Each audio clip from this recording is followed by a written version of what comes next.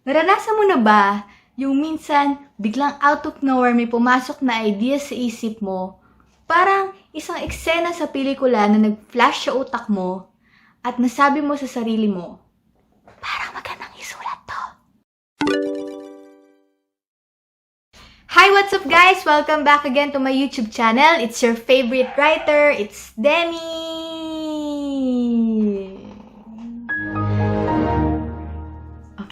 Andito na naman ako upang magbahagi sa inyo ng isang makabuluhang content para sa mga aspiring writers sa gustong matutong magsulat. This video will help you how to plan your stories before actually writing it.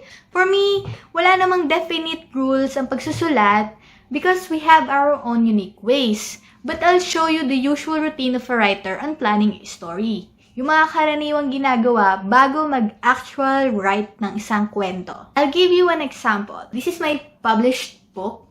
Ang pagiging isang writer, hindi kasi siya yung may naisip ka lang na idea and pop, yun na yun. Tapos na siya.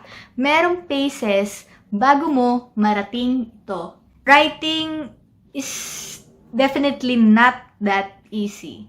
It sounds easy but it actually not. There are series of phases na kailangan mong pagdaanan bago ka makarating dito. Well, lahat ng aspiring writers, ito yung gino-goal nila, yung magkaroon ng sariling published book. Now, if you really want to learn kung paano magsulat ng isang kwento, make sure you watch until the end para ma-absorb mo yung lesson na pwede mong makuha sa video na to. Before we begin, make sure you already like the video, and if you are new, kindly subscribe and don't forget to hit the bell to notify you for the future videos. So, let's begin. Sa video na to, tatalakayin natin ang pinakaunang phase ng pagsusulat. Walang iba kundi ang planning. So, how do we plan a story?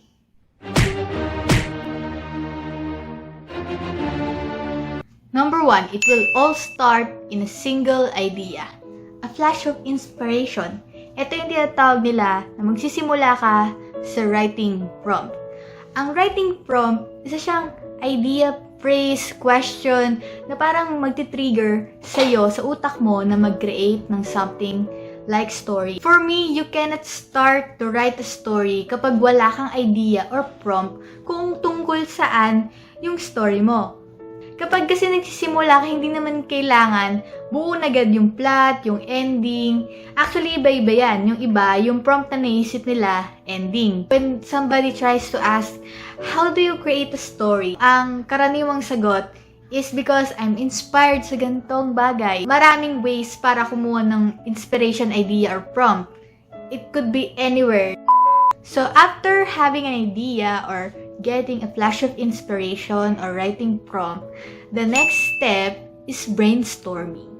O nga pala, on planning a story, you definitely need a lot of papers and a lot of pens to jot it down. You have to make sure na gino-jot down mo yung mga ideas mo kasi mawiwindang ka kapag puro isip-isip ka lang ng isip ng mga ideas. You have to literally write them down para mas maging vivid sa'yo yung pag-conceptualize and para mas madaling pumasok yung mga ideas. So, brainstorming, you start to contemplate about the things about it. Kumbaga, para sa akin, personally, yun yung phase at literal na matutulala ka minsan, na nagde-daydream ka, na parang pinapalawak mo yung prompt na naisip mo. It will take time before actually grasping the whole idea. Kasi, hindi sapat yung meron ka lang prompt. You have to expand the prompt. Kumbaga, para siyang maliit na seed na itinanim mo at you have to make sure the seed will definitely grow. Sa brainstorming din papasok yung mag-iisip ka na kung anong genre, long story ba siya, short story, novel, series. So, dito na rin pumapasok kung anong POV or point of view yung gagamitin mo. First ba? Second? Third? Kasi, tinitingnan mo na siya as kabuuan. So, nakikita mo na. Kumbaga, dito, binivisualize mo na yung overall concept niya. Kumbaga, tinitingnan mo siya in a macro level. Macro level. You have to brainstorm. Kumbaga, maglalaan ka talaga ng oras sa pag-iisip. you can brainstorm by yourself or you can brainstorm with friends. Ito yung may urge ka talaga na I really need to write this because what I'm thinking is very interesting. I want to share it to everybody. So, number 3, you need to know your characters. It's an important process na hindi nyo pwedeng i-skip. Bakit? Isa sa mga element para maging successful ang story nyo, kailangan maging vivid yung characters nyo para makarelate sa kanila yung readers at hindi sila maging stiff. You have to know your characters very well. Yung ibang writer gumagamit sila ng mga writing profile, character profile, Yun yung parang meron silang checklist or parang resume ng isang character. Nakasulat dun yung nickname, age, height, weight, kung anong favorite nilang food. Depende sa inyo kung gaano nyo gusto ka-specific. But the point is, you have to know your characters. Lalo na yung physical description nila. Kasi hindi nyo kasi basta lang pwedeng i-explain na gwapo lang, maganda lang, matangkad, matalino. You have to become very detailed about it. Kung ano yung specific features nila, kung matangos yung ilong, moreno, ethnicity nila, the way they speak, the way they move, the way they laugh, lahat kailangan nandun. Isa yun sa mga importanteng element para maging buhay yung character nyo. Well, aside from the physical description ng isang character at yung kinesthetic nila, kailangan meron silang malaman na background stories. Merong mga archetypes sa tinatawag na characters. At ibang discussion din yun. Medyo mahaba rin kasi yun. Kaya, focus lang muna tayo dun sa main point. So, yun nga. Kailangan meron silang malaman na background story. Bakit sila ganon? Ano yung pinagdaanan nila? What makes them unique and special? It's not that easy then to make a character. You can make a boy, a girl, and they fall in love, but it will make them flat kapag hindi niya sila ginawa ng something flaw sa kanila or niche, matatawag. So, you have to be very detailed with that. Next one is establishing your setting. It's also important, you need to establish your setting clearly. Kapag sinabing setting, yun yung pinangyayarihan ng story mo. Kung ano ba siya, saan ba siya nangyayari? Sa past ba? Sa present? Sa future? Well, sa story, magbi-mix-mix yung mga setting na yan. But, dun sa main plot mo, kailangan meron kang isang main setting. Maliban na lang kung ang story mo ay time travel. So, medyo mahirap yun. You also have to ask yourself the question kung nasan ba sila? Nasa fantasy world ba sila? Or real world? Or you can create your own world kung saan nag-e-exist ang isang definite na bagay. Depende sa plot mo kung ano. Basta, ang mahalaga kasi, ma-establish mo ng mabuti yung setting para mas ma-appreciate ng readers yung sa story. Kasi, setting is really important kasi nagbibigay din siya ng impact at buhay dun sa story mo. Doon sa mundo na ginagalawan ng character mo. Kasi, baka mamaya, yung story mo, drama pala, tapos magugulat yung mga readers, merong isang magical place na nag-e-exist. So, you have first to kailangan mong ma-define muna talaga. Balik ka dun sa brainstorming, sa conceptualization, kung ano yung genre ng story mo. Kung drama, fantasy ba lang. Kasi magugulat sila, ha? Bakit biglang may outer space dito? Nasa Earth lang naman sila. Yun pala, science fiction pala yung genre mo. So, magkaka-connect yan So, importante, balik tayo dun sa conceptualization. Brainstorming, may overall concept ka na ng story mo, nakikita mo yung kabuuan niya. Para sa mga next step, hindi ka maguguluhan. The next one is you have to identify the conflict. The conflict, the problem, ano yung dapat na isa-solve dun sa kwento na yun. Bakit? Bakit kailangan maaga pa lang, alam mo na yung conflict mo? Kasi yun yung magtutulak sa'yo, sa mga characters mo, na magpatuloy yung takbo ng kwento.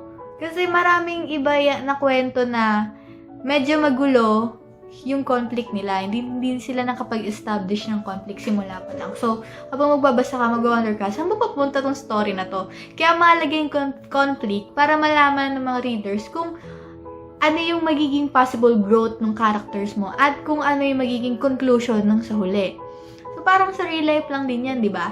Hindi magiging meaningful yung life natin kung wala tayong problems or conflicts na sinasolve. Kumbaga, it's about the journey of the character. You have to give them a very nice conflict, very meaningful conflict. Ano yung matututunan ng characters and ng readers sa conflict na yon. And last, you begin to outline the whole story. Wait, magtataka ka, baka sabihin mo, hindi ba yun na yung sa brainstorming and conceptualize? Well, it's not. Kasi sa brainstorming and conceptualization part, para kang nagja-jot down lang ng mga ideas and scenes, pero hindi mo pa alam kung anong correlation nila sa isa't isa. Ngayon, merong step na kailangan, i-outline mo na sila ng maaga pa lang para alam mo yung magiging takbo ng story kapag sinulat mo na. Kumbaga, para makapunta siya sa point B, sa point C, sa point D. Ang advantage ng outline is, hindi mo nakakalimutan yung mga nangyayari. Kasi kapag hindi ka nag-outline, at pag binalikan mo yung sinusulat mong story, makakalimutan mo yung mga nangyayari nung nakaraan. And yung importante yung outline kasi, kumbaga dugtong-dugtong nga sila eh. Parang pwede ka pa maglagay ng mga elements like plot twist sa mga future na may kinalaman dun sa mga nakaraan mo na outline. Kapag nagawa mo na lahat ng mga steps na binanggit ko sa planning phase, you are now ready to write your chapter 1. Ngayon, ang tanong, aabot ka ba sa epilogue ng story mo?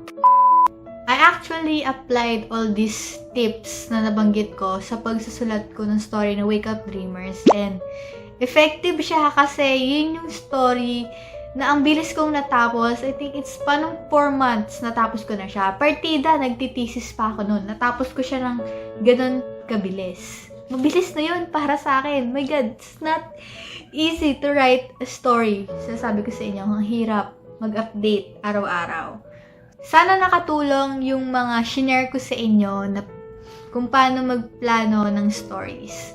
Ngayon, kung aspiring writer ka at talagang interesado ka, comment down below kung ano yung mga question mo na gustong itanong. Thank you so much for watching my video. And I hope na like nyo na siya and i-share nyo siya sa mga friends nyo na sa tingin nyo aspiring writers makakatulong sa kanila tong video na to. And kapag di ka pa nagsusubscribe, please subscribe for the future videos. Marami pa akong videos na naiisip na i-share sa inyo. Don't forget to hit the bell para rin ma-notify kayo.